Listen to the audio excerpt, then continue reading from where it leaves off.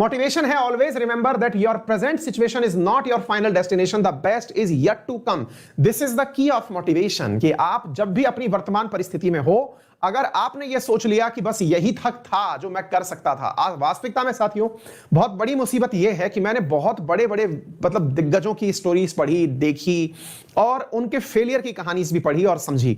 सबसे बड़ी जो चीज निकल करके आई, दिग्गज हो या विद्यार्थी हो, विद्यार्थी के जीवन में भी ऐसा होता है और मैं आपको बताऊंगा और मैंने आपके बीच में से ही उदाहरण भी मैं इसके लिए शेयर करूंगा। होता क्या है कि हम अपने विद्यार्थी जीवन में यह मानकर बैठ जाते हैं कि इससे ज्यादा नहीं हो सकता। हम अपनी एक लिमिट अपने दिमाग को दे देते हैं कि इससे ज्यादा नहीं हो सकता, यानी हम अपने आप के अंदर हिडन पोटेंशियल को भी एक लिमिट दे देते हैं।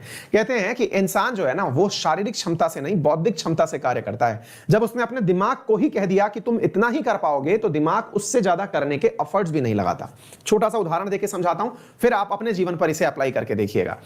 आप में से कई ऐसे विद्यार्थी होंगे मेरी क्लास में से, और अक्सर मैं इस प्रकार के पोल कराता रहा हूं जब हम स्पेशल क्लास पढ़ रहे होते हैं।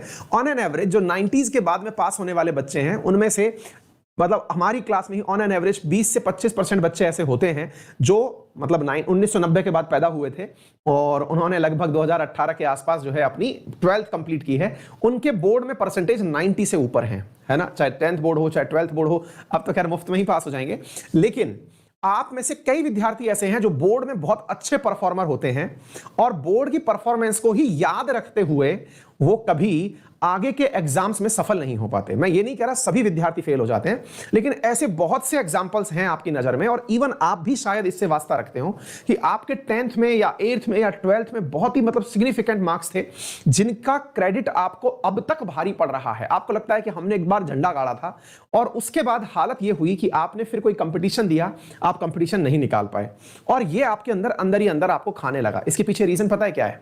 रीजन यह होता है कि हम पुरानी जो चीज हमने की थी ना उसका ही कैरियज लेकर जिंदगी भर चल रहे होते हैं, जबकि जिंदगी में हर दिन एक नया इम्तिहान होता है। आपको हर इम्तिहान को फ्लाइंग कलर्स के साथ विजिट करना होता है।